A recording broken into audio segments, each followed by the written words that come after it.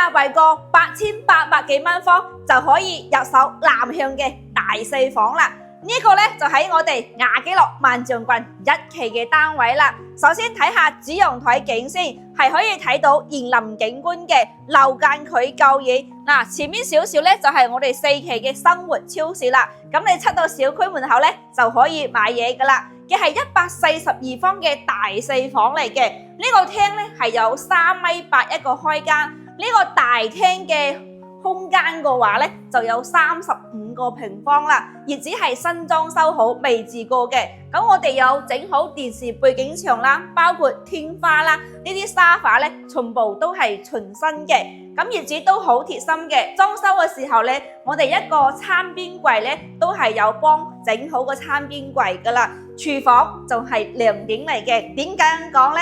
因為呢個廚房咧係有11個平方一個大廚房，而且你睇下呢個大窗戶，喺呢度煮飯咧都係變成一種享受噶啦。呢套房係全新未住過嘅，咁再置辦啲自己中意嘅家私電器過嚟咧，就可以住新樓啦。我哋再睇下房間呢邊嘅佈局先。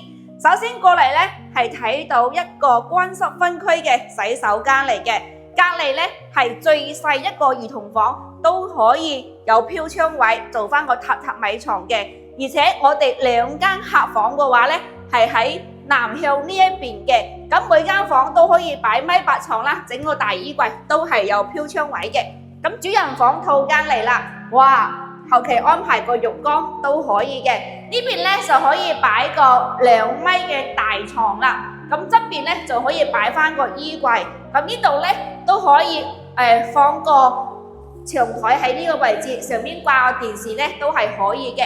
咁呢個飄窗位又夠大喎，你睇下睇出啲樓間距咧都係夠遠嘅。咁雅居樂萬象郡1期呢邊咧樓齡都係比較新嘅，再加上咧呢邊嘅入住率咧都係好高嘅。咁我哋呢套房嘅價錢咧，目前咧就係126萬嘅。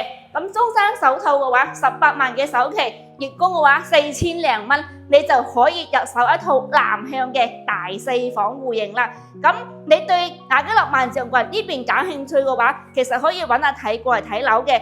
阿睇公司咧就喺萬象郡附近呢度嘅，叫做德賢優選房。感興趣呢套房嘅，嗱聲過嚟揾阿睇啦。